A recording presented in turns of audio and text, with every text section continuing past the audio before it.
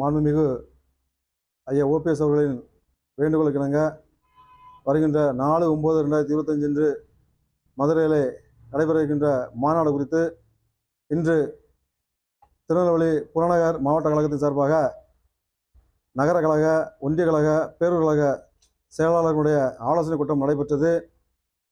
இந்த கூட்டத்தின் வாயிலாக ஏற்கனவே புறநகர் சார்பாக வேண்டுகோள் விடுத்தபடி மதுரையில் மாநாடு அறிவித்ததற்கு நன்றி தெரிவித்து தீர்மானம் நிறைவேற்றப்பட்டது. என்டிஏ கூட்டணியில் இருந்து வெளியேறியதற்கு நன்றி தெரிவித்து புறநகர் சார்பாக தீர்மானம் நிறைவேற்றப்பட்டுள்ளது. வருகின்ற காலங்களிலே எதிரிகளையும் துரோகிகளையும் வீழ்த்துவதற்காக தமிழக வெற்றி கழகத்துடன் கூட்டணி வைக்க வேண்டும் என்று தீர்மானம் நிறைவேற்றப்பட்டுள்ளது. அதோடு மட்டுமல்ல, நடைபெற்று கொண்டிருக்கின்ற சிவில் வழக்குகள் மற்றும் இரட்டைகளை சம்பந்தமான வழக்குகளை தொடர்ந்து நடத்தி வெற்றி பெற வேண்டி சட்ட வல்லுநர்களையும் நியமிக்க வேண்டி தீர்மானம் நிறைவேற்றப்பட்டுள்ளது. மாநாடு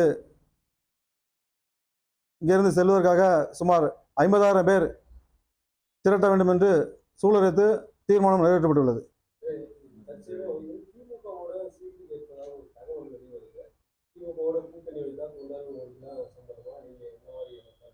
அதாவது ஐயா ஏற்கனவே சொல்லிட்டாங்க, நான் அவருடைய உடல்நலம் விசாரிப்பதற்காக சென்றிருப்பதாக அவர்கள் ஏற்கனவே கூறிவிட்டார்கள்.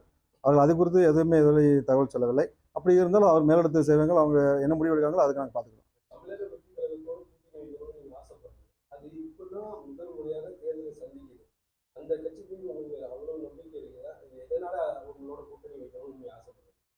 இல்லை, தமிழக வெற்றி கழகத்தோடு சேர்ந்தால் தேமுதிக, பாமக, அமமுக போன்ற திமுக, பிஜேபியோடு ஆண்டி யார் யார் இருக்காங்களோ அத்தனை பேரையும் ஒன்றிணைக்கிறதுக்காக நாங்கள் பாடுபடுவோம். அது மட்டுமல்ல, தலைவர்கள் அதற்காக முயற்சிகள் எடுத்துக்கொண்டிருக்கிறார்கள்.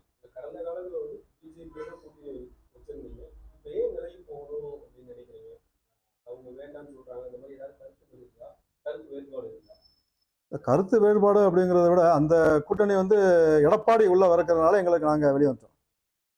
அதுக்கு ஒரு டைம் கொடுத்து பார்த்து ஐயாவை ஒருங்கிணைத்து இவர் தலைமையில தான் எங்கள் கூட்டணி வரணும்னு நாங்கள் வேண்டுகோள் வைத்திருந்தோம். அது நடைபெறலாம் வெளியே வந்துட்டோம்.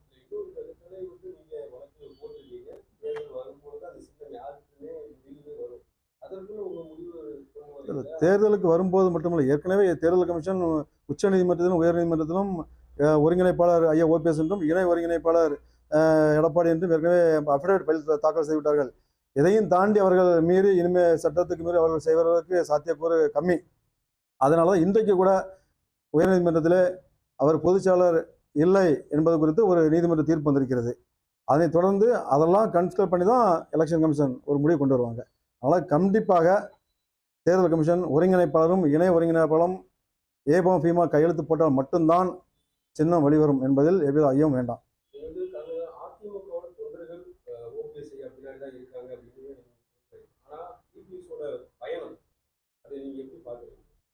அவருடைய பயணங்கள் குறித்து ஏற்கனவே பல்வேறு சேனல்களை பார்த்துட்டு இருக்கிறோம். அது பணப்பட்டுவாடா அப்படி இப்படின்னு ஏகப்பட்ட பிரச்சனைகள் வந்துட்டு இருக்குது. பிஜேபியோடு சேர்ந்து வந்துட்டு இருக்கிறதுனால இது காசு கொடுத்து கூட்டுற கூட்டமாக தவிர உண்மையான தொண்டர்கள் கூட்டம் அல்ல என்பது எங்களுடைய கருத்து. ஏற்கனவே இதை நிரூபிக்கப்பட்டது. கடந்த பாராளுமன்ற தேர்தலில் 2 கோடி தொண்டர்கள் இருக்கிற இடத்துல 80 லட்சம் தொண்டர்கள் தான் ஓட்டர்கள் வைத்திருக்கிறார்கள். எதுக்கு? எடப்பாடி அணிக்கு. மீது 1,20,000 லட்சம் தொண்டர்கள் அனைவரும் ஐயா ஓபிஎஸ் பக்கம் தான் இருக்கிறார்கள் என்பது ஏற்கனவே நிரூபிக்கப்பட்டு விட்டது. தமிழக மக்களுக்கு எது தேவையோ அதற்கு தகுந்தமான ஒரு சிறப்பான மாற்றத்தை தமிழகத்தில் கொண்டு வருவதற்கான ஒரு வெற்றி மாநாடாக அந்த மாநாடு அமையும். அது ஐயாவுக்கு தான் தெரியும். அது குறித்து எனக்கு தெரியாது.